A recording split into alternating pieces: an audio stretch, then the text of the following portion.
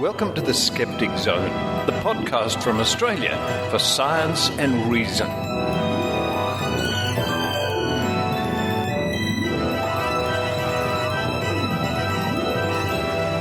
Welcome to the Skeptic Zone, episode number 101 for the 24th of September 2010. Richard Saunders here with you once again back in Sydney. On today's episode, we have two interviews for you. The first one is with Fraser Cain from Astronomy Cast. I caught up with Fraser at DragonCon in Atlanta, Georgia. That's followed by another interview from TAM 8 in Las Vegas, this time with Massimo Pigliucci about his book, Nonsense on Stilts. And after that, we have the Think Tank with special guests Maynard and a good friend of ours, Meg, who, by the time this show comes out, is on her way to Germany. That's enough from me. It's nice to be back in Sydney with my cats playing in the background there, teasing each other. Well, let's just get on with this episode of the Skeptic Zone.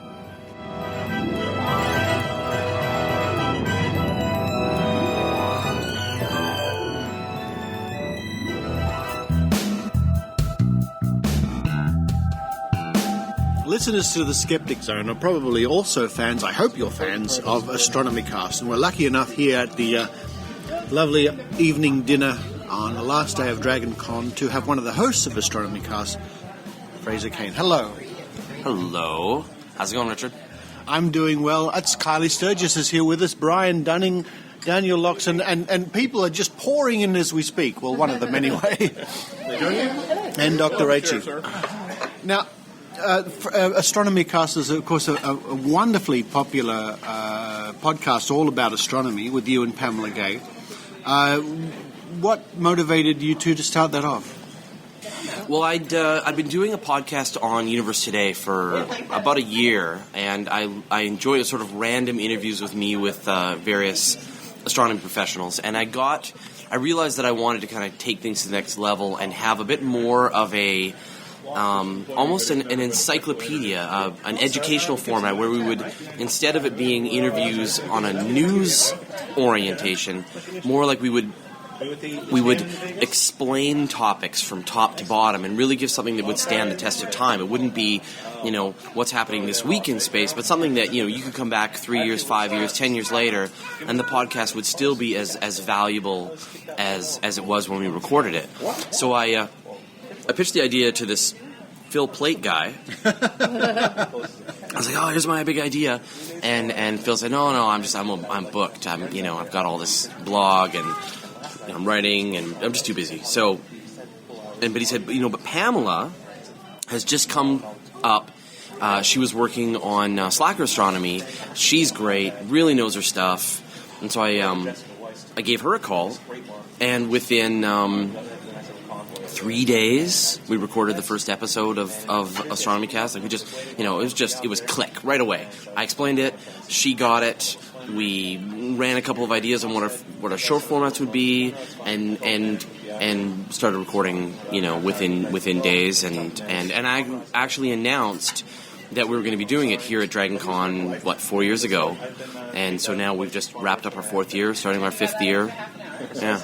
Fifth year, yeah. We're just starting the 5th year now. So, yeah, we've done 4 years of Astronomy Cast. 197 episodes of the show, with the live show that we did just yesterday.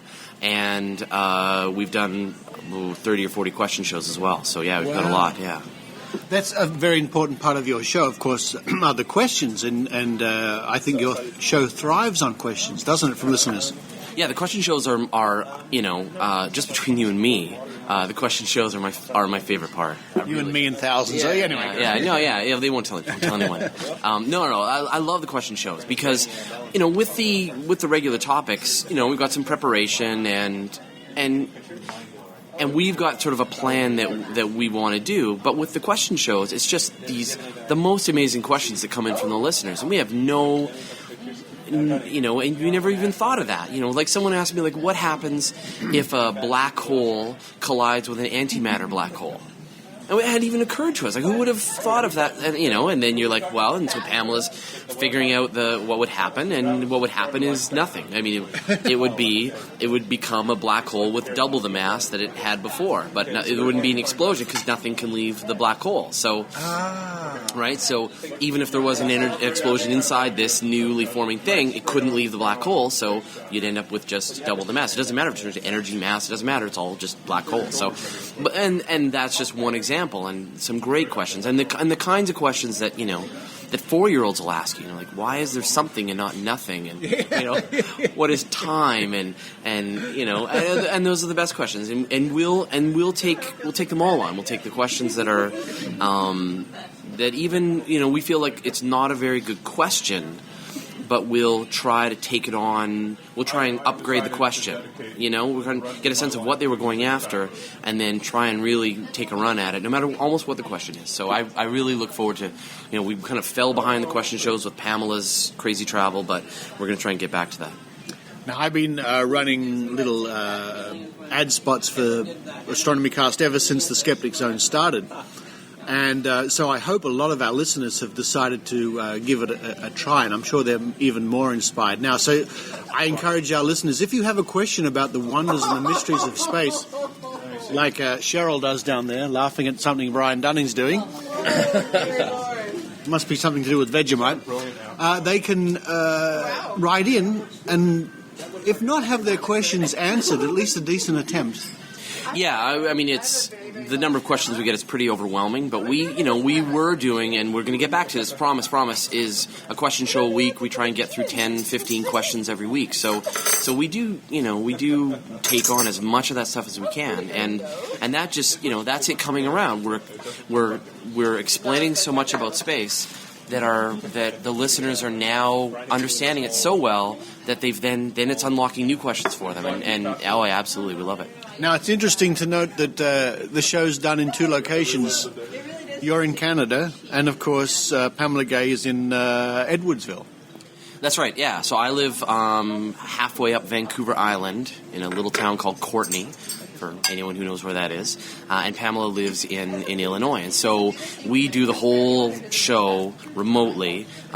We connect on Skype. I record my half of the conversation. She records her half of the conversation. And then we both FTP, we both transmit our halves of the show into our engineer, and he mixes it and adjusts the levels and makes it sound like we're in the same room. And in fact, we had never met for the first 18 months of doing the show. No, really? Yeah, and nobody had known. They were like, oh, we thought, we couldn't believe that we weren't in the same room. And it's just, once again, like I said, just the chemistry right away really worked well, and so we were able to have that conversation. And now, now we've met a bunch of times, and in fact, here at the Dragon Con, we did our first live show together.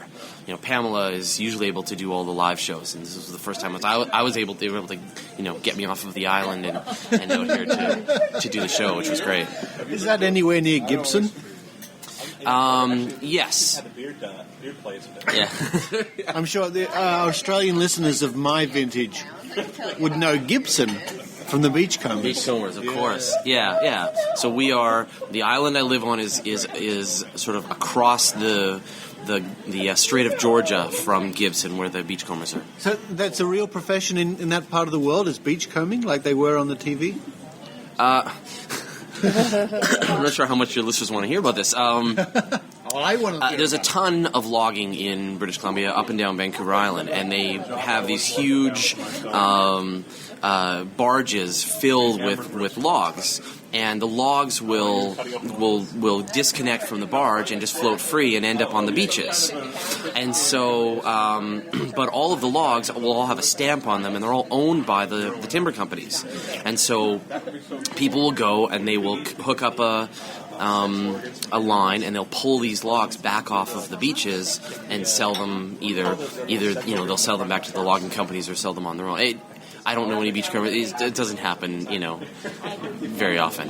But there's a lot of driftwood and stuff that comes up. So. Well, I used. Do you remember that show, Rachael, the Beachcombers? No, I don't. Is that nice chicken?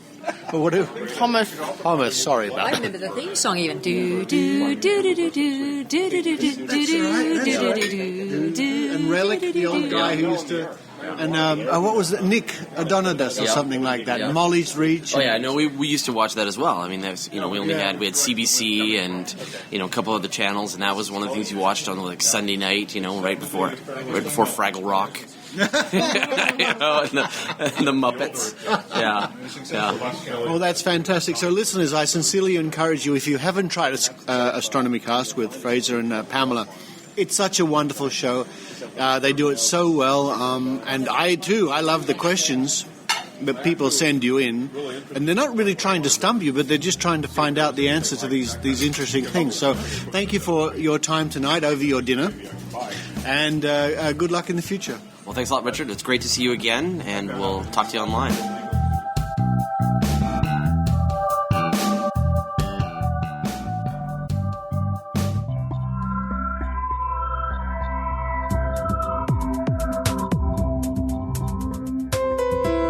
Astronomy Cast takes a facts-based journey through the cosmos as it offers listeners weekly discussions on astronomical topics ranging from planets to cosmology. Hosted by Fraser Cain of Universe Today and myself, Dr. Pamela Gay of Southern Illinois University, Edwardsville, this show brings the questions of an avid astronomy lover directly to an astronomer. Together, Fraser and I explore what is known and being discovered about the universe around us. Join us each week as we take a facts-based journey through the cosmos at astronomycast.com.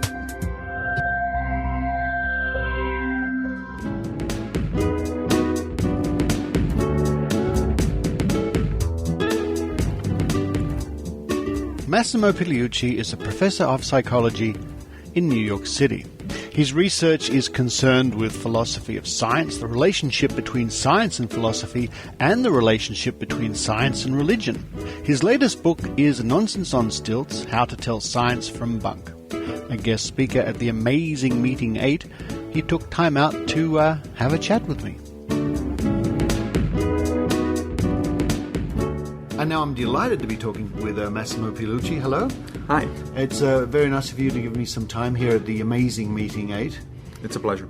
And I noticed you were scheduled to talk this morning, but I think they've juggled the... Yeah, my friend Michael Shermer asked me to switch because he's giving another talk tomorrow at a libertarian meeting of all things. Oh, really? In town, yes. Okay. Well, it's nice of you to do that, although I was very keen to hear you speak. I'll have to wait till tomorrow. Yeah, a few more hours. Yes, a few more. Now, your publishers very kindly sent me a copy of your book, Nonsense on Stilts, which has a great cover, of course, with the why do we have fish walking on stilts? Because that's so ridiculous? It is good. That's right. It's so ridiculous. That's actually an illustration from a book on nonsense that was published in the 19th century, and that's we got this idea that it really represents, it captures the absurdity of some pseudoscientific notions. It's just like having a really, really tall order of nonsense. So, or as crazy as it looks, a fish on land walking on stilts. That's right. with little boots on. That's right. And how long has this book been out now? It just came out a few weeks ago, actually, I'm very pleased with it. It's been doing very well. It's more importantly, I think it was a lot of fun to write and that's work important. out. That's important. Now, really, who are you aiming this book at? Is it aimed at the general skeptical audience, or is it aimed at people who are very interested in the skeptical and critical thinking? The idea is to write for the general public, for what one might refer to as the average intelligent reader, meaning somebody who has a college background that is enough to understand, appreciate basic issues in science. There's no requirement for an actual background in science or in philosophy, for that matter, although the book does touch on a lot of philosophical issues, philosophy of science issues. But now the idea is to reach as broad an audience as possible because, as you know, it's easy enough to talk to skeptics. I mean, we have a wonderful meeting here, 1,300 people. Yeah. But in some sense, that is in fact talking to the converts. Of course. And the idea is to try to stretch a little bit what we can reach and who we can get interested in a basic understanding of science and the difference between it and pseudoscience. Right. And I know it's only been out for a short time then, but have you had some good feedback from it already? Yes, I get, of course, feedback through all sorts of means these days. Facebook and a lot of the social networking, on my blog, and of course on the Amazon rankings. People start writing reviews and all that sort of stuff. So it's very very interesting to get that kind of feedback as an author, because you really get a sense of how many different ways what you write can actually be understood or interpreted, or what is it that made some people tick. For instance, one of the positive reviews that came out early on for the book was in The Independent, I believe, a British paper, and they focused entirely on the chapter on global warming, and that's because that was their issue at that point. I'm not surprised. Yes, I noticed there was a chapter dealing with that. Now, we, on the Skeptic Zone podcasts, we're sort of steer clear of that issue a little bit. Wisely so. Because it's unlike any other topic I've seen in my years of being in the skeptical movement. It's such passion. Yes. From both sides. On both sides, and in fact, this is what we'll be talking about tomorrow in my presentation here. The question that fascinates me is, what exactly is the role of skeptics in terms of mediating between science and the general public? The way I always understood the skeptical movement was on two levels. On the one hand, we're very good at doing debunking of things that are obviously well known to be bunk. Astrology, parapsychology, ufology, all these other things. We know how to do it. We are probably the best people to do it, in fact, better than scientists, because scientists don't have the time, don't have the background. And don't have the training. Don't have the training, exactly. That's why James Randi is so good at what he does, or Penn and Teller, because they know where the tricks are and how to uncover them. So that's on the one level. The second thing that I always thought the skeptic movement was about was to promote critical thinking and understanding of science. In other words, as skeptics, as mediators between the professional scientists, who often either don't have the time or don't have the inclination or the incentive to write for the general public, and the public. But when it comes to issues like global warming, there's an interesting situation, because that's an area where skeptics do not have expertise. Yes. Most skeptics are not climate change scientists. They literally do not know what goes into the climate change models. They don't understand the data. They don't understand the science behind it.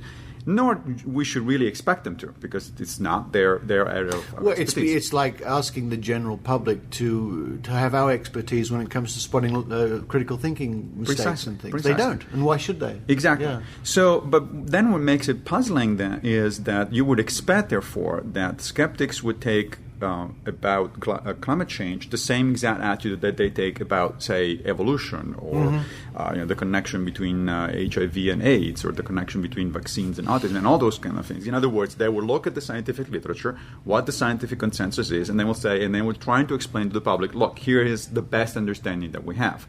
Of course, science is always fallible. Of course, our understanding can always change, but at the moment, this is the best understanding.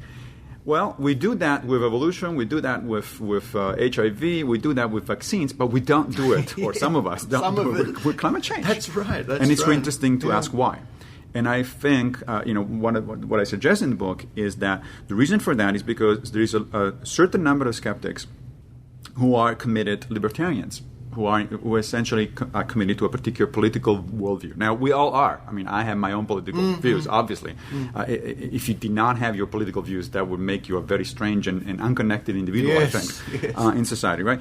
But the libertarian worldview is such that it easily gravitates toward a rejection of certain aspect of science, because they seem to understand that the acceptance, for instance, of the notion of climate change then automatically leads to certain kinds of measures that are heavily, involved with government intervention and that sort of thing. And since they do not like the idea of government intervention, then they reject the science. I think that's not a rational approach.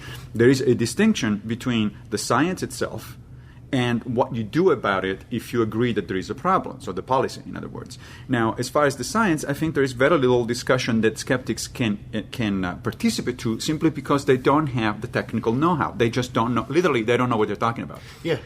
Now, the scientists, again, you can always find, of course, scientists who disagree on whatever general consensus there is within the community. You can find biologists who don't believe in evolution.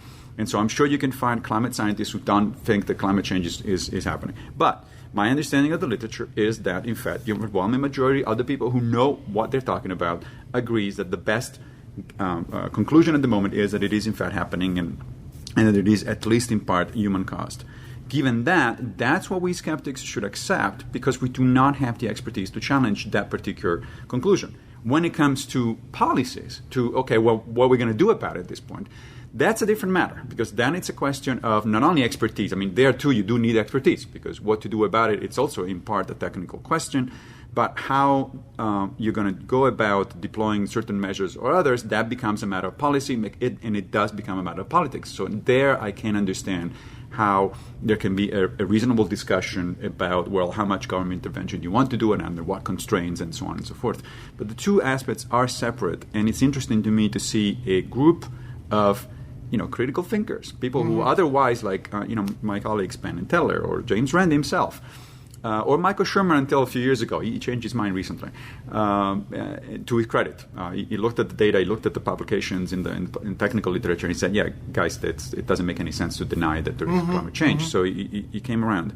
But it's interesting to see these people who are obviously intelligent people, who are obviously critically trained in critical thinking, and yet they make what I think are fairly major blunders because of a particular ideological position that is so important to them in terms of politics. Yeah, because as I was saying, it's a topic which brings the passion that I've rarely seen, and it's very interesting when someone will come to me as a skeptic, the media in Australia, for example, and they will expect me to be a global warming skeptic or denier or whatever the case may be.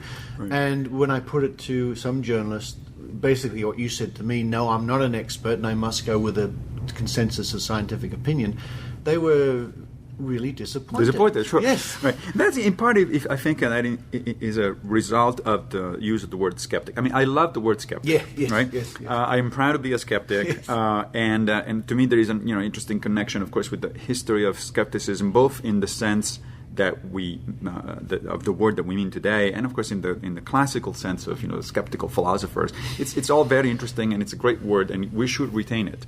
Unfortunately, however, it does have a couple of connotations that are difficult to get the general public away from. One of them is that if you're a skeptic, you must be also cynical somehow. Cynical, you're not fun. You're always a naysayer kind of thing. And boy, if you were at the drinking skeptically last night, for instance, you would definitely understand that is not the case. That's one thing. But the other thing, as you pointed out, is that then people expect you to basically take a no position, a negative position on pretty much anything. Yeah. That's, of course, not what skepticism means. Yeah. Skepticism is about a reasoned analysis of a situation and about proportioning your beliefs to the evidence. So if the evidence is overwhelming, of course you're going to accept a certain notion, at least provisionally. I mean, I'm perfectly convinced that it is the Earth that goes around the Sun and not the other way around. I think, I'm not a skeptic in that sense. Yes. I think that the evidence is overwhelming. Yes, that's right. And speaking of things in space, another, not so much anymore, interestingly enough, but over the last few years, people would expect us to be moon landing skeptics. Oh, yes, of course. See? Right. And 9/11 skeptics. Yes, the 9/11 truther movement. That's right. Yeah. Yeah, and again, it's the idea is not that you're supposed to deny anything because you're a skeptic. In fact, Michael Shermer today made that point very well in his talk. He said that for all effective purposes, you can make one of two opposite mistakes. Right? You can be too skeptical and therefore miss out on things that are actually true, and you're rejecting the truth. This is what in statistical analysis is called a type 2 error. Or you can do the other way around and accept pretty much everything, including notions that are clearly not the case, that are clearly not true, in which case you would be making what statisticians call a type 1 error. And his point was that, well, it is actually very difficult to balance between these two. Yes. There's always a risk, no matter what position you take, there's always a risk that you're rejecting something that is true or that you're accepting something that is bunk. To me, being a critical thinker means that you try to minimize both type of errors. And it's interesting, in my previous career before becoming a philosopher, I was a biologist, and I was trained actually in statistical analysis. And you're taught in Statistics 101 that if you want to minimize both that typically there is an inverse relationship between type 1 and type 2 error. If you are more conservative because you don't want to believe in things that are not true, you're bound also to disbelieve things that are in fact true, and vice versa. If you're not conservative enough because you don't want to miss out on things that are true, you're bound to accept some bunk or some nonsense. And so when I asked my teachers, I said, well, so how do you minimize both type 1 and type 2 errors? The answer was, you get more data.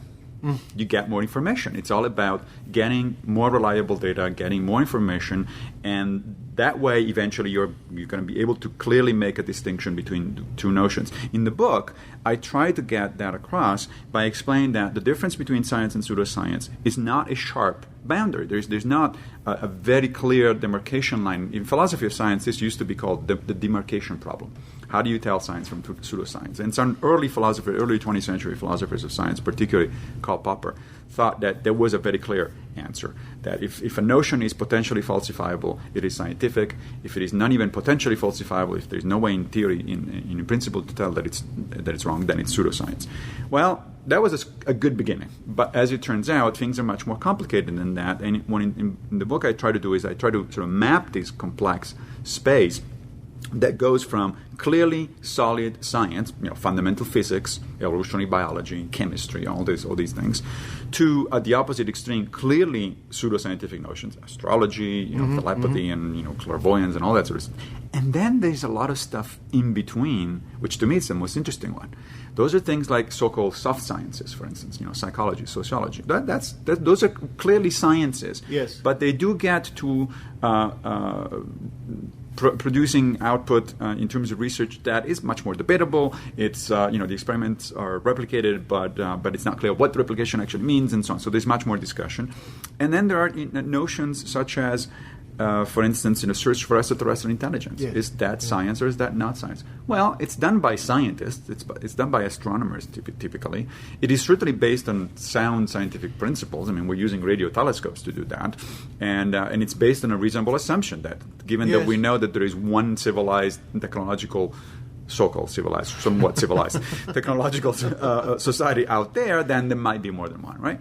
On the other hand, it's also true that the notion that there are other civilizations are there may not be falsifiable, because it doesn't matter how much time you spend listening and not getting any response, you can never conclude that your hypothesis was wrong. So technically, SETI is based on a non-falsifiable assumption, right? Right? And yet it is worth doing. Yes, it is because unless as long as you're not paying too much money and spending too much energy on that kind of effort, the potential payoff is huge. Yes, absolutely. And it's interesting you should be talking about the way with space again and the way science is communicated. You speak about Stephen Jay Gould and Carl Sagan. In one of the chapters of your book, who both of them, especially in my case, Carl Sagan was the great science communicator, and you talk about the media. What in your opinion, what could the media do better? I mean, it's not easy to represent our way of thinking to the general public. No, it isn't. It really isn't. No, it isn't. And I know, I have friends who are journalists who are very sensitive to this matter, because journalists by and large really want to do a good job at educating the public. They want to do a good job at communicating complex issues.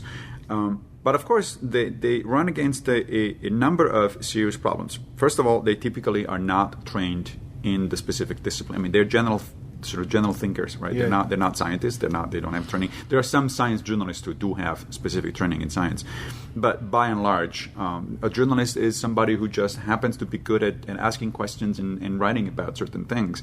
And a typical journalist, I have a friend of mine, for instance, who started her career as a political journalist and then now writes about education. Well, it's not that she has any particular degree or background in either politics or education. She just is an intelligent person who is capable of listening and researching certain questions and writing about it. That's the kind of person we need to communicate to as scientists or as skeptics.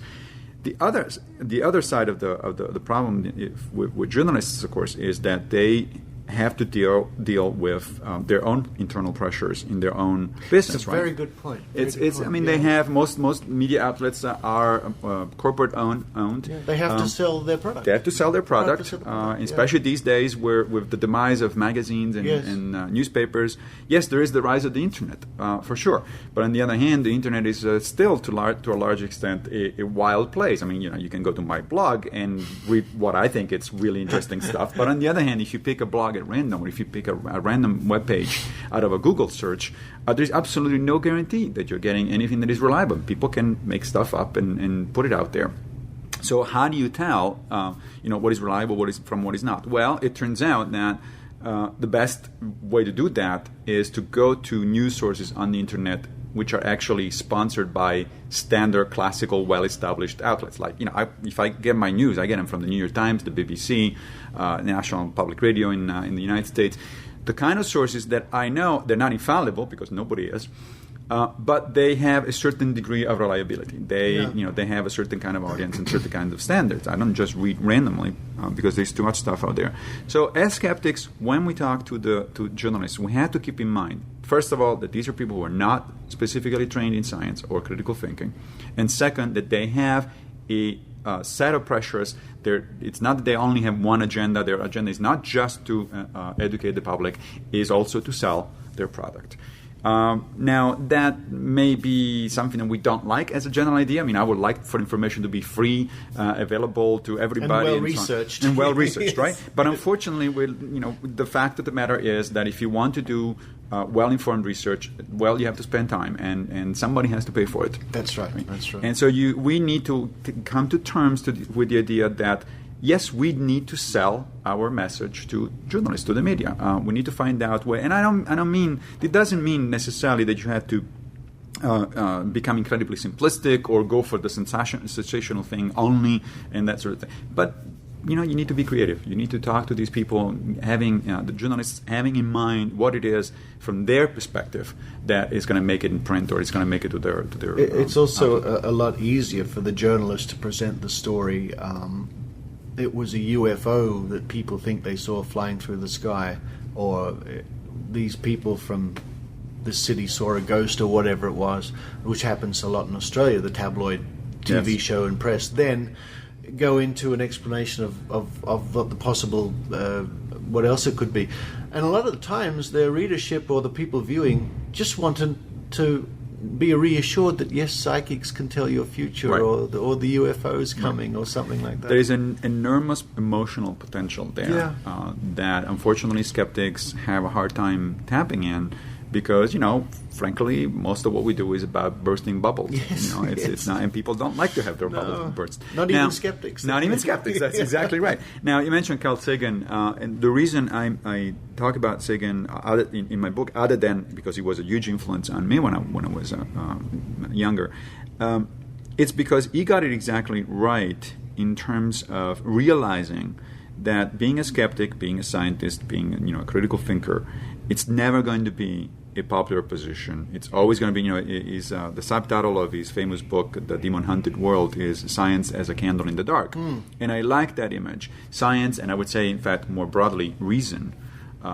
critical thinking, is a candle in the dark. And what skeptics are about is to keep that candle lit as much as possible and to spread it as much as possible. But we have to come to terms that we're always going to be surrounded by the dark, because the dark is easier. Yeah, that's it. The dark is easier. Yeah. It's easier to simply believe the psychic reading when it happens to you than to study the psychology of what we know as cold reading and all the other aspects. That's exactly right. But we heard this morning, for instance, a great example. The problem is that being a skeptic can be depressing, because you do a lot of work. You try to convince people. You reason. You provide data, and then a lot of people look at you and say, "No, I don't think so. I rather believe in ghosts." Right? So that can be depressing. But there are good results that we do achieve. One of the things that I stress in the book is that bad science, pseudoscience, bunk, literally can kill people. Yes. If you don't believe that there is a connection between HIV and AIDS, and therefore refuse to take antiretroviral good drugs, you can die. If you're not going to vaccinate your children, it's a big issue in Australia. Exactly, absolutely. because you think that there is a connection with autism, even though plenty of scientific research has shown that there is no connection. Then you're endangering your children, but in fact you're endangering society at large, because vaccines work only if a large number of people actually are vaccinated, and so on and so forth. So these things are important. It's not just a matter of bursting people's bubbles; it's a matter of literally protecting the public. Yes. I think of skepticism as a sort of a consumer's advocacy. That's a very good line. It's the line we try to take in Australia, and you're absolutely right, because we always think we always say there are two sides to what we do. For our own sanity, we try to have fun, right? And to me, UFO hunting and ghosts, all right, it's old hat to us, but to a lot of the younger generation, they get very interested in it, and I enjoy all that stuff. Absolutely. So that's where we get our interest in and fun. And then, yes, we are very serious about fighting the anti-vaccination lobby and all these people. And occasionally we succeed. As I was saying earlier, we heard this morning at the meeting a good example of it, where the James Randi Foundation was instrumental in going to talk to the Department of Defense, I believe it was, in the United States, and showing them that this thing that they were paying tens of thousands of dollars for, with this instrument that was supposed to, to uncover the bombs. The bomb thing, yes. In Iraq was actually, complete bunk, was based on no science at all. It was just, entirely non-functional thing got put together as a scam. And it turns out that they were successful. The Department of Defense did listen, and they stopped. Not only they stopped the sales, but in fact, the president of the company that was selling these things is now in jail. Now that's a victory. It's a small victory, but it is the kind of things that make it worth it. And it will save lives. It saves lives. It's a victory that will save lives. Exactly. It saves lives. It makes a difference in people's lives, and it makes you think like, okay, well, I've been spending a lot of time writing and talking and putting together these things, and it's actually making a difference. You do get that feedback from time to time, and I'm very pleased to say that we in Australia, every now and then, the hard work we put in, we'll get the feedback or the results, and it's just recharges the batteries and makes you think, all those hours you spend. Exactly. And you also have to remember that, probably for any particular example of feedback you get, there's probably another 10 or 100 out there where you did make a difference, and people don't bother writing back. I mean, that's in some senses it's just like being a teacher. I've been an academic for all my life, and it is a very rewarding experience in the moment, teaching people. But it is even more rewarding when 10 years later you get an email from one of your former students and say, hey, I took one of your classes and it really made a difference, and so on. But then I start thinking, okay, well, I get those only once in a while, and then I realize, yes, but on the other hand, there's probably many, many more who don't bother to write, they can't find my email address or whatever it is, and yet I have in fact helped, I have in fact touched, and I myself have plenty of teachers. I've had plenty of teachers who I didn't bother, writing back decades later and say, hey, thank you. That's a really good point. I mean, over the years, I've often related the story of a science teacher I had who was particularly good at communicating, and I never bothered to write back and say, thank you very much. There you are, listeners. There's your task for the day. Let your teachers know who inspired you, that they did a good job. They will appreciate it. Absolutely. And it's a very good tip. Now, the book is called Nonsense on Stilts, How to Tell Science from Bunk. It's produced by the University of Chicago Press, www.press.uchicago.edu. And I think people can buy that, hopefully in the bookshops. Yes, it's available in bookshops and, of course, through Amazon. And through Amazon. Massimo, it was an absolute delight to talk to you. Thank you for sparing me some time today. It was my pleasure. Thank you very much.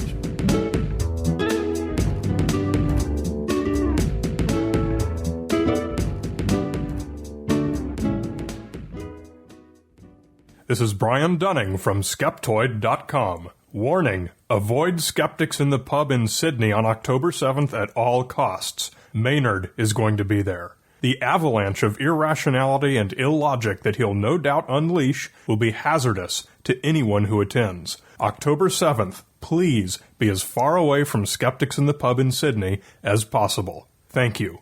I'm Brian Dunning from Skeptoid.com. Join us now for Drinking Skeptically in the Think Tank.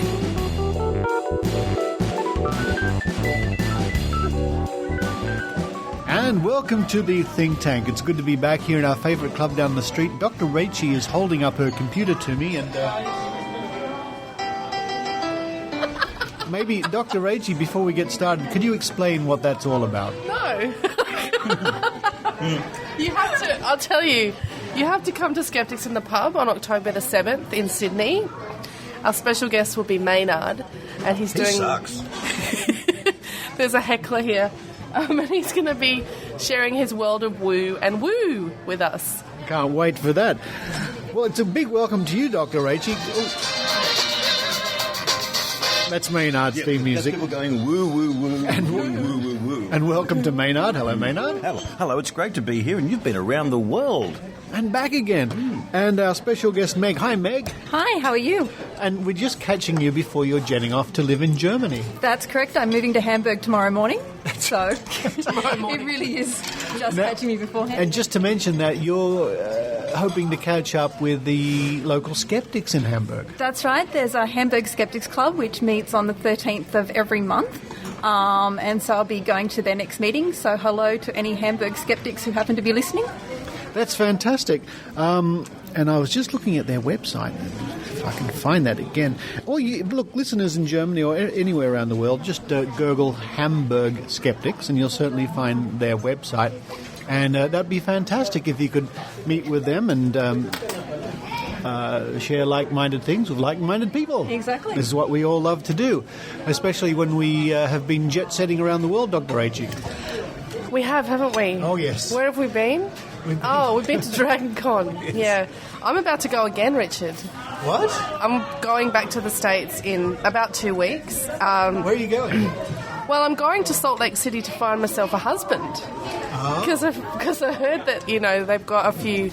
They share wives in Salt Lake, don't they? So I see, and magic underwear. And magic underwear.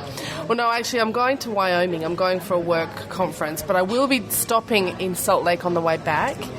And I'm going to be doing a talk on the 23rd of October on Saturday. And in Salt Lake City? In Salt Lake City. Salt Lake City Skeptics are organising that. And we don't have any more details yet, but I'll keep you posted. So if anyone in the area around Salt Lake City, Saturday, 23rd of October. Fantastic. Yes, we've had as our listeners, of course, know, we've been travelling around the United States. We went to visit Brian Dunning in the Orange County. Then we went over all the way to Dragon Con in Atlanta. After that, I briefly visited our good friend Dr. Phil Plate, the bad astronomer. Holy haka-laka-laka-laka. That's right. And now we're back in Australia, and I think you and I are sort of over our jet lag. Yeah. But we've got another trip coming up on Saturday, Richard. Did you want to talk about that now? Absolutely. Well, now, Maynard can fill us in. Maynard, can you fill us in about this wonderful thing we're doing on Saturday? Well, look, this is certainly up my alley, so to speak, because as far as I know, there has not been a big atheistic blowout in Newcastle, and you guys are going to be part of an atheistic blowout. Now, I know this may cause a schism within the skeptics movement, because atheists and skeptics don't always go together, do they? But this is a skeptics event put on by the atheists. Yeah. So we're there to promote skepticism. Yeah. You're there to give your talks, and the atheists are going to go there, and I think a few theists are turning up, and it could be a great night. I'm going to play a few tunes, but I don't know what music you play for atheists and theists to battle it out to. I don't know. I thought the Smiths will go quite well. That sounds good to me. So listeners can certainly find out about that. Since this show's going to go out on Friday, we're talking Saturday. Yeah, there's enough time to get along. So it's the bar on the hill at Newcastle University, and I'm sure if you follow any links on Dr. Rachael's site or on your very own site, you can find to get there. It's going to be a great night. I'm sure we'll have a lot of people, and it'll be a lot of fun. And we don't have events like this in Newcastle very often, so please come along and support it. In fact, I reckon it's worth the drive from Sydney or maybe even Melbourne. Or Perth. Look, hop on the Indian Pacific and get over here. Because, Maynard, if they drive from Perth, they'll be driving across the outback. And they just might... encounter something in this book that I've been reading. They might see something is out there. Something is out there. Unlocking Australia's paranormal secrets. By Julie Miller and Grant Osborne. Now, they're believed travel writers that were not believers before, but after writing this book, they're believers in the paranormal secrets of Australia. It's quite a thick book, isn't it? It is quite a thick book. Well, they've basically gone out and interviewed people, and they're very much on the side of these things are real, and it is a good read. I don't think a lot of the skeptics would enjoy it that much. I kind of liked it, but it's not particularly skeptical. Well, let me just flicking quickly. I'll flickly turn to this page here, or is it another page with a lovely photograph of a UFO I was looking at before, and one of the many UFOs photographs taken by Alan Ferguson, blah blah blah. It's an insect. Are you sure that's an insect? Yes, I mean, the Australian skeptics have studied things like that before. It's simply an insect which is flying across the screen slightly out of focus because the focus of the camera is on the sky. Well, that's ripped the gusset out of that theory, hasn't it? You're such a party pooper. Now this is exactly what happened to me when I went and saw the final version of Loose Change the other night. Like there was a better you than me. Well, look, I did want to go and see it, and I'm naturally very sceptical about the whole thing. They have taken some sensational things out of it, but I can see why certain people, mainly Americans, would find it quite offensive. And look, I went along just with an open mind to have a little look at it there, and I mentioned to some people that I hang out with the skeptics sometime, and what they said was, skeptics, they suck the fun out of life, was the exact thing I was told. Now, and I disagree with them immediately there. They should come here and have a think tank with us. Well, I disagree because I thought, there's lots of things in science that are fun. I mean, I don't think that, if you have your particular woo debunked, that takes the fun out of life. You just find some other fun, don't you? Well, blowing stuff up is really fun, and that's science. But it adds to life. I mean, merrily believing a delusion, I don't think that's very much fun. Oh, it might be fun. I don't know. What do you think, mate? I think the fun is in finding out the answer. Yes. Rather than believing the mystery, find out the answer and the reason for the mystery, and there's the fun. Well, yeah, there could be fun of that. And I think that's a bit of a problem the skeptics movements worldwide have, is that there's this group of people who think that, you're a bunch of party poopers. Well, we just went to Dragon Con with 55,000 other people, and there was a huge amount of fun and partying going on there, wasn't there, Richard? Oh, goodness me. It wasn't, I mean, the way you describe it, Maynard, sounds like the Death Eaters from Harry Potter, that we all float around sucking the soul out of people, and I don't recall any of that happening at Dragon Con. No, there was hundreds of people, hundreds of skeptics there, all having a fantastically fun time, I must say, getting stuck in lifts with Wookiees and all sorts of things. Yeah, and of course we took a trip out to the Georgia Guidestones, which we talked about on the previous show. That was great fun. To go and check out these sort of mysteries and these things. A real road trip to see a real little mystery, Maynard. Well, this is the thing. I think that sometimes people confuse skeptics with just pure debunking. And I think that's a bit of a problem sometimes. And I'm here to say that, it can be fun. Debunking has its place, but normally we don't take that attitude. But we go and investigate, and if it happens to be bunk, what are we going to do? Well, again, it's bunk, And can I mention that something we mentioned a few weeks ago on this very drunk tank that we were having was, remember the... listeners, listeners, there's orange juice, Diet Coke... Orange juice? It's got vodka in it. I've got a vodka in it. I don't know about you, but I've had a hell of a week, listeners. But yes, a few weeks ago we mentioned here on this very drunk tank that... if you drove fast enough at certain areas of New South Wales, you'd see a ghost. Oh, that, yes. Remember that? And that came up on Media Watch, I think. Yes, it came up on Media Watch as well. here in Australia, and also the local police. Now, the ABC in Newcastle, we didn't run this story at all, but the local commercial radio stations went with it a bit there, and apparently quite a few speeding drivers have been caught in that area over the past couple of weeks by the police. And, the police seem to think that the whole thing's died down now because that area has become known as an area where the police are looking for you to speed. Good. Yeah. So I think we've got a happy result on that, and no one has been hurt.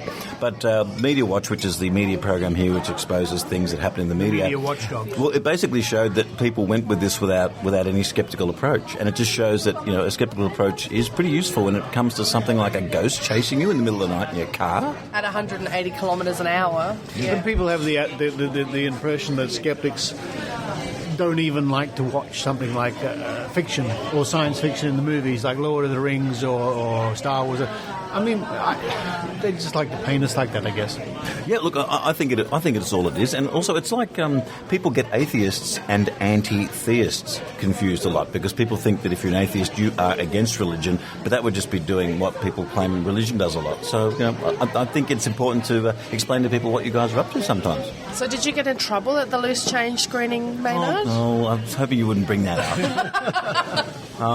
If listeners are curious, Google Loose Change. It's it's all a 9/11 truther thing. Look, I'm sure that everybody listening knows what that's about, but the latest version is a bit more straightforward as a documentary, and that's going to have me shot by both sides for sure, even by saying that, because they do bring some testable evidence in there in the form of a scientist who claims he found some nanothermite. And I just brought up the fact at the discussion afterwards that, well, there was no chain of evidence. Like if you are a police organisation, you have someone who gets the evidence from the scene and they sign off to everybody before it gets to the lab. And there was no chain of evidence as such there. And so it could have come from somewhere else, conceivably, or maybe it was there because it was in one of you had the CIA, you had the FBI, you had all kinds of people in that building. You dared to contradict something. Well, Question. I offered an alternative solution. And were they delighted and pleased that somebody came along with a different idea? Look, I'm trying not to paint them as being any one way or the other, but let's just say that they were not happy with me doing that. Yeah. I see. Maynard and I had a discussion about this earlier this week, and I talked about how at DragonCon, not this year but last year, during a talk by Ben Radford and Joe Nichol, there were two guys who were ghost hunters who were in the audience, and they took exception to something that Ben Radford said about ghosts or something. And they stood up and started yelling and screaming. Yeah. And Joe Nichol just very calmly answered their questions, gave them the information that they wanted. But they were yelling and got quite angry, and eventually I think they stormed out, if I recall correctly. So although we're painted as these nasty people that debunk and poo-poo everything, I've never seen a skeptic do that. I've never seen a skeptic yell at a believer and call them an idiot or call them stupid, or I've not ever experienced that. I've always, you can see people get frustrated and sometimes a little bit worked up, but they will never tell you they'll never shout you down and tell you to shut up. It might look, I can see it happening when somebody who thinks they're a skeptic or calls themselves a skeptic, which a lot of people do. Yeah. Starts to go off the rails, but and look, I would certainly never call myself a skeptic because I'm a bit of a paraskeptic. I'm a bit curious about things, but I haven't got much knowledge that most people around this table tend to have about things. Gee, Richard's pretty clever. He's pretty smart, but he just dropped his food on the floor. Thank you, Maynard. And it's not even his food. I'm sure our listeners wanted to know that. I think what people, from let's just say who are non-skeptics often feel is that skeptics are reinforcing what is considered to be consensus reality, and that you guys are, if not working for the man, have been sucked into some view of reality. A lot of people think that. Yeah, sucked into some view of reality which people are going along with, which they have seen an alternative to, and they kind of get annoyed because you won't do that. Well, that's why the 9/11 truthers like to think of themselves as the real skeptics in that situation, or in the old days when the moon hoax was still going on. The old days? It's still going on. Oh, yeah, it's pretty... sort of. But the people railing against saying, the moon hoaxing was... the moon landings were filmed in a studio, they would call themselves the real skeptics, you see. Well, this also brings the wider thing of where the climate skeptics sit in the whole thing, too, because that's a really big one. That's almost as bad as the atheist in the skeptic schism. To be honest, the Skeptic Zone usually steers a bit clear of that topic for that very reason. Well, because it's a huge topic with a huge amount of information that if you've got to prove one side or the other, well, I don't know. I mean, how do you guys handle that? Are you talking about climate change? Well, as Australian skeptics, which I represent, and so does Richard, we, about 8 months ago, we actually wrote a statement on our website, issued a statement saying that we don't talk about climate change. We are not climate change skeptics. They are a different bunch of people to us. Yeah. We try to differentiate ourselves by calling ourselves skeptics with a capital S, not just skeptics like... But we can't be across all bases all the time. And as and we're not climate change scientists. We're not scientists, so we leave it up to the best opinion of the time. And I wrote to one of a fan to the show who wrote to me recently asking me something like this, and I said, look, we pick our fights. We can't cover every possible situation. We just can't. It's impossible. I like to confine myself to, broadly speaking, to the traditional skeptical outlook, which is paranormal, supernatural, alt-med, that sort of stuff. If other people want to chase other topics, then that's really great, because if I tried to chase every topic that people think we should be chasing, we couldn't get anywhere. This was the subject of a discussion that occurred after TAM 8 this year, Richard, because Richard Dawkins gave a talk where he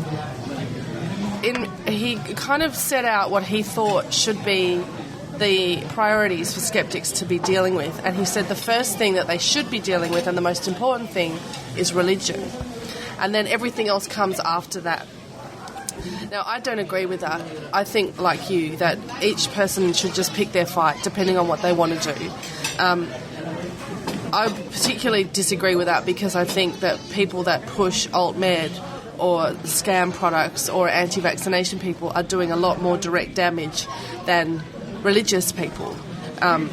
So his idea was, well, everything else is irrelevant because religion is the biggest problem that we have. But that's his fight, and that's fine. I know, but and that's fine. He can go and do that, and he does a good job of that, and that's his business. But to then say that everyone else should be doing that, I think is wrong. I think people can pick their fights, and if somebody wants to go off and debunk climate change, that's good. Go and, knock yourself out. But that's not what I do. I try and apply my skills where I can to do the best I can.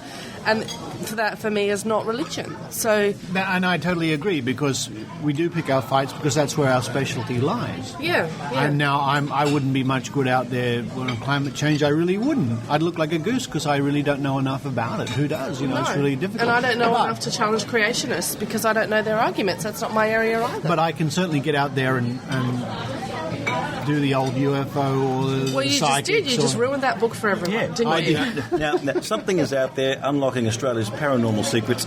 You've torn the gusset out of that, and that's a scientific term. I think that was first used by Madame Curie, I believe. Something to do with radium. Now, who's published this book, Maynard? Who's published it? This one is Let's plug it. This is from Allen and Unwin. Allen and Unwin. And I've been trying to chase the authors for an interview, and I'd love to talk to them. I just want to know what these people were like that they met. Unlocking Australia's paranormal secrets. Something is out there. I'm sure our listeners could Google that or maybe find it in your favourite bookshop. There is a great picture in there, Richard. Quite a thick. It's over 300 pages. Sorry, Rachel. There's a picture of the alleged monster that lives in the Hawkesbury River. Oh. Now, this is a guy who I think you're familiar with. Rex Gilroy.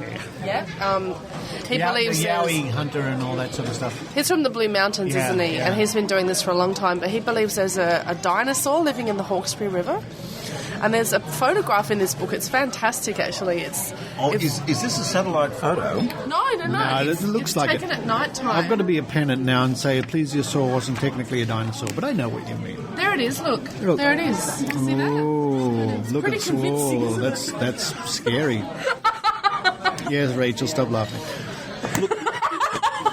Well, I've got some woo here for you, which I've only been made aware of this week. I'm sure our American listeners will probably know about this already. But I rang Richard and Rachael straight. She wasn't available. She was in some executive lounge. I couldn't get on to Rachael. but I got on to Richard immediately when I saw an ad for what looked like Infusion RX. Oh, yes. Now, what this is, what seems to be purported to be is instead of getting Botox injections, which can go horribly wrong, you get this substance which is in a syringe but not with a needle. That's right. You just dab it onto the surface of your skin and it sort of freezes your muscles. I watched the ad that you sent me. Yeah.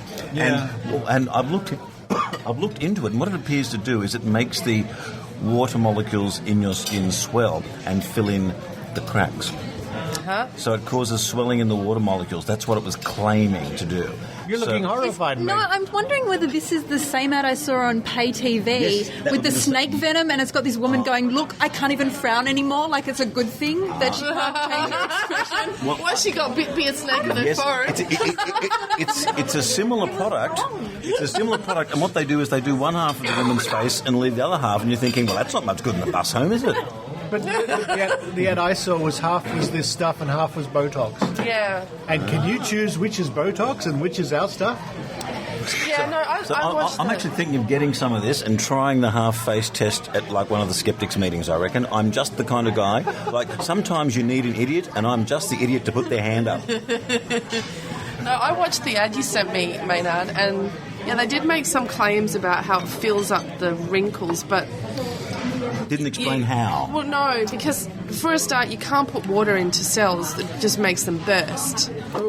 Because that's why if you are dehydrated and you get a drip, you get a saline drip. They don't put water into you because your cells are saline. They contain salts. So if you put water into a salty mixture, that displaces the salt and the cell will burst. So they seem to be claiming that the water cells swell. How would they swell? Well, they can't swell unless you block the receptors on the plasma membrane, and you can't do that with a syringe of... Well, I wonder how it does work, because it appeared to do something on the ad. And they're very big, as most of these things, on long explanations that don't mean much. Yeah, I mean... In fact, if you've got a moment, I'll actually go to their website now and read it, and maybe someone with a doctorate can explain it. I tell you what, the hell can't. While you're doing that, Maynard, you look that up. I'll just let our listeners know about a few more things while we're going. The latest magazine from Australian skeptics, The Skeptics, is out and available with a report on TAM8 and many other things, and you can have a little order that, in fact, at www.skeptics.com.au. Up for auction at the moment is Death from the Skies by Dr. Phil Plait, as signed on the Skeptic Zone episode 99. Phil was very gracious to sign a copy. Be quiet. And wait, there's more. You get 6 steak knives. Six call now. Phil was gracious enough to give me a copy and sign it. And that's up for auction on eBay. Just Google Death from the Skies Phil Plait, and I'll put a link on the Skeptic Zone for that. Now, Dr. Rachael, yes. A quick word about TAM Australia. Yes. That's so exciting, and working very hard to bring TAM Australia to everybody. We have become available some sponsorship opportunities for TAM Australia. Now, we've got 600 plus delegates coming along. If there are any companies in Sydney or in Australia or in the world, anywhere, who are interested in sponsoring TAM Australia by getting your information to every delegate via leaflets or pens or whatever you want to do, you can contact us. We're looking for some more sponsors at the moment. And we've also got some new speakers to announce, Richard, which is very exciting. Australians would know very well Steve Cain, who is a journalist, a Walkley Award-winning journalist. Yeah, he's hot. He's pretty hot too, girls. He is hot. Look at him grin. I think we have a man crush here. Steve Cain, of course, currently is on ABC 24 and does a program called The Drum, but also works at Lateline, and he broke a lot of the stories about the AVN throughout 2010. He's going to be coming. We're also very excited to have Nick Cowdery. Now, he's the current DPP. The Director of Public Prosecutions. Yeah. So... I might keep a low profile there. And Catherine Lumby. And, of course, I don't think it's a secret that Dick Smith will be speaking. Yes. Dick Smith is actually going to be interviewing on stage James Randi. Or a chat. They'll be chatting together. They'll be chatting. What was that? I said, wow. I'm so jealous that I'm not going to be here for TAM Oz, that I'll be halfway across the globe. But you get all that later Lederhosen polka stuff. It's True. I do get a poker. Yeah, you can do the duck dance.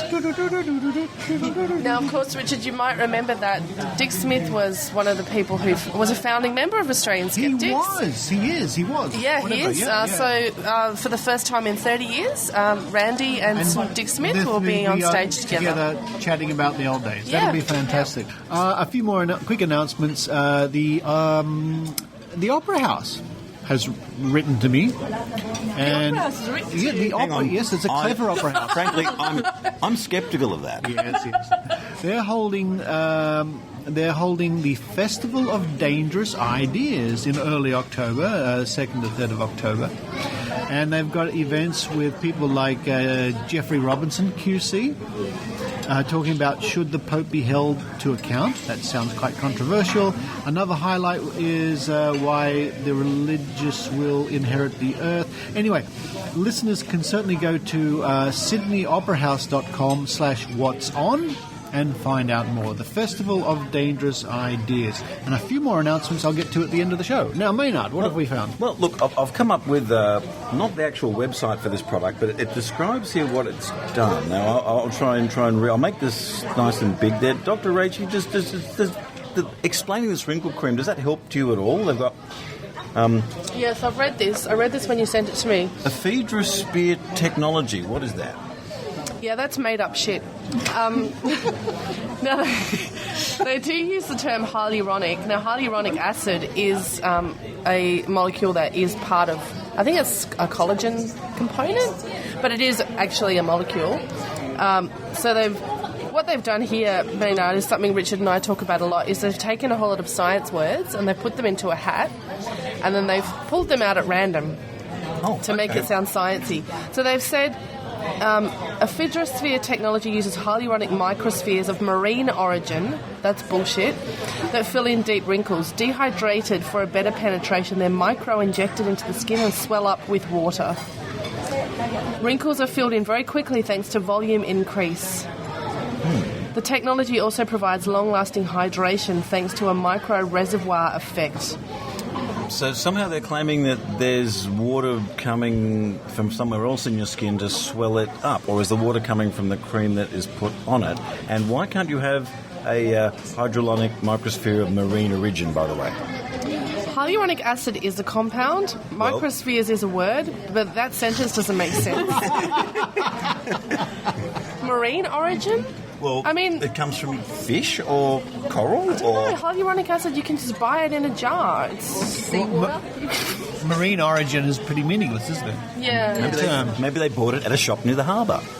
I used to watch Marine Boy when I was a boy. Oh, he had great swimmers. Did you? I mean, I'm currently writing a paper on this, in fact. It was like Astro Boy. On how people use sciencey sounding words to make their products sound more legitimate, and then they can charge, three times as much. Yeah, well, we did that.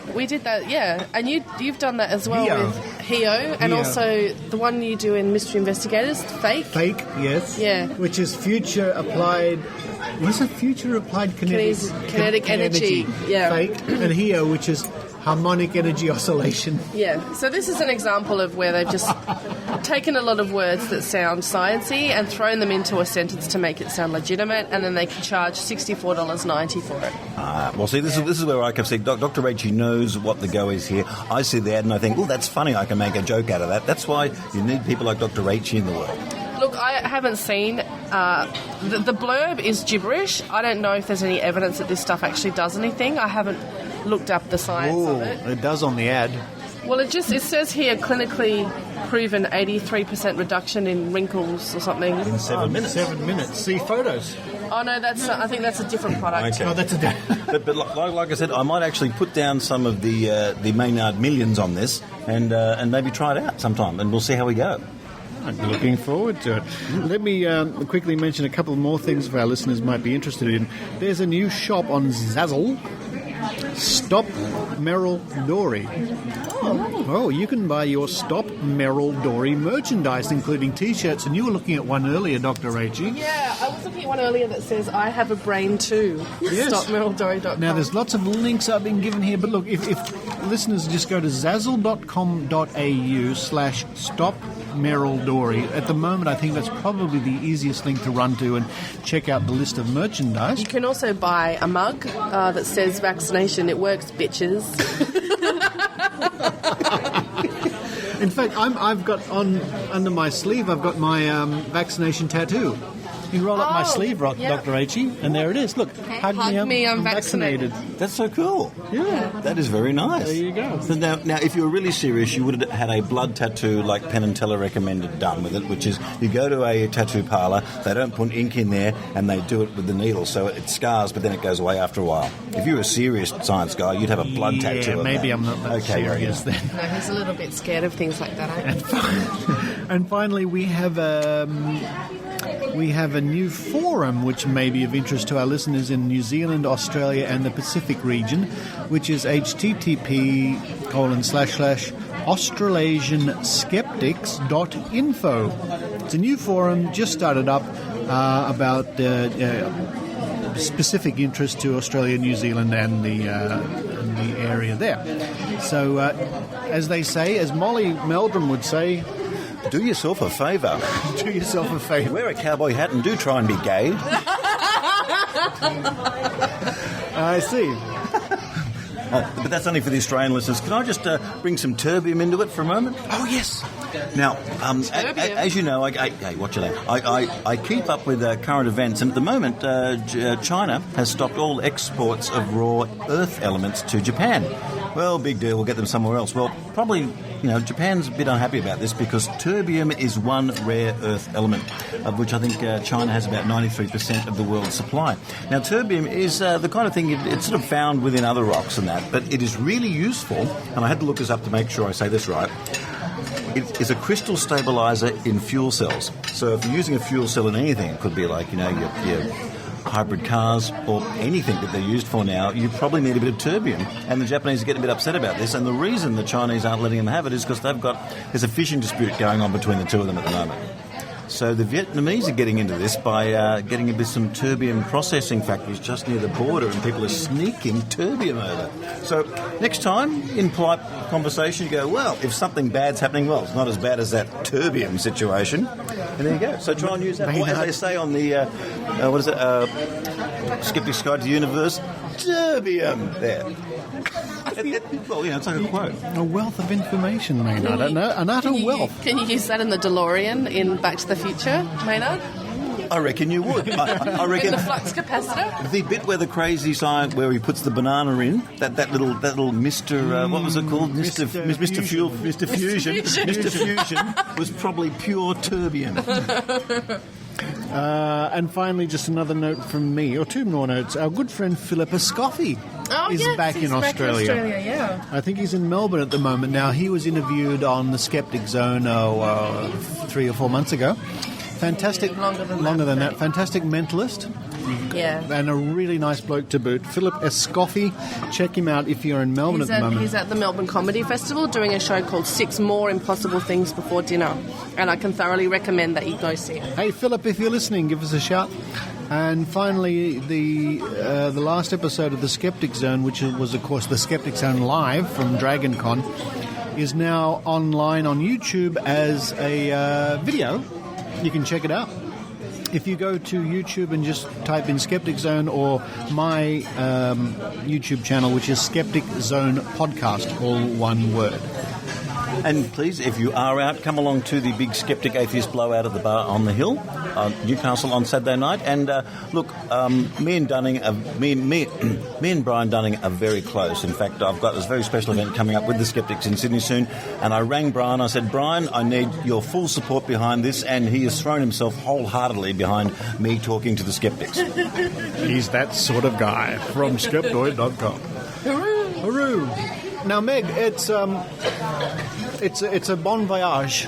It is. Or as you'll soon be saying, gute Reise. Gute Reise, yes. Yeah. Again, all our German listeners, Meg's heading your way. She's going to be living in Hamburg, but check out the Hamburg Skeptics, and you'll be looking forward to meeting all sorts of people. I am looking forward very much to meeting them, seeing what is the topics that the German Skeptics are talking about, what are the fights that they're fighting over there, and I know homeopathy is huge in Germany, very, very entrenched. Yeah. So I do know that the Hamburg Skeptics are getting behind the 1023 campaign for beginning of next year, so that will definitely be something to look forward to, and seeing how the Germans react to a whole bunch of skeptics overdosing on homeopathy medication.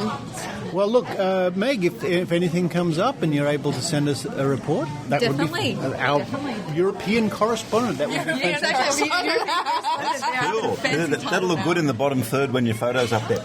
And can I just say that earlier this year I proposed to the ABC that I did an overdosing on homeopathic medicine out the front of John Hunter Hospital, filmed it, did it live, so if anything goes wrong I could just go on into the casualty. And I wanted to point out that I was going to be outside because I didn't want to actually clog up casualty with something that wasn't needed. I was going to be outside, and they would not let me do it. They said it is imitable behaviour, and you are not allowed to do that. You see, Maynard, I am. Yeah, so you guys can, but ABC staff are not allowed to overdose on homeopathic medicine on camera because sure we can take as much coke as we like, but we're not allowed. not allowed to touch the homeopath. Thank you, Maynard, and we look forward to seeing you in Newcastle and then in Sydney very soon for the first new Skeptics in the pub in our new pub. And the good thing is I'm only a small part of both those events, so it'll be very easy to miss me. Good. Dr. Rachael.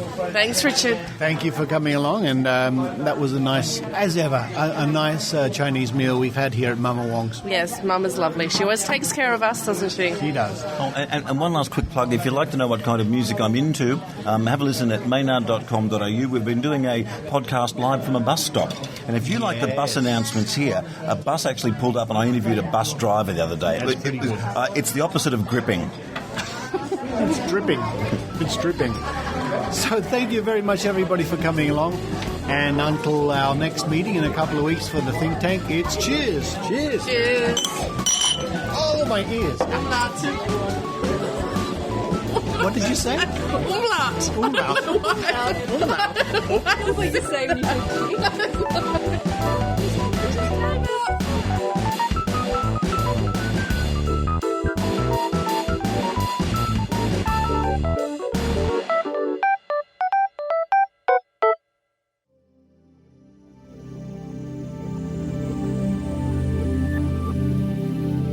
On Sunday, October 3rd at 9:30 a.m., join the Granite State Skeptics on a walking tour of historic Salem, Massachusetts. Learn the history and view the sites of this historic town made famous by Arthur Miller's The Crucible and the Salem Witch Trials. We will be meeting at the Salem Visitor Center, where we will begin our tour and enjoy such sites as the Salem Witch Museum, the House of the Seven Gables, and the Salem Pirate Museum. While the cost of the tour is free, some of the sites we will be stopping at do charge a fee. For more information and full details, check granitestateskeptics.org.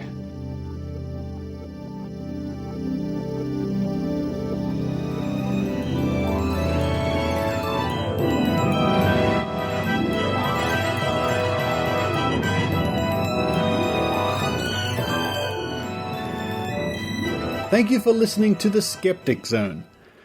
More interviews from TAM 8 coming your way. Next week we have an interview with Bruce M. Hood, and that's conducted by Dr. Rachael. Thank you all for continuing to listen and all the support we've received after our 100th episode. And you can continue to support the Skeptic Zone if you wish to by subscribing, only $1 an episode if you wish. You'll find the links on our homepage. But until next week, this is Richard Saunders signing off from Sydney, Australia. You've been listening to The Skeptic Zone. Visit our website at www.skepticzone.tv for comments, contacts, and extra video reports. The Skeptic Zone.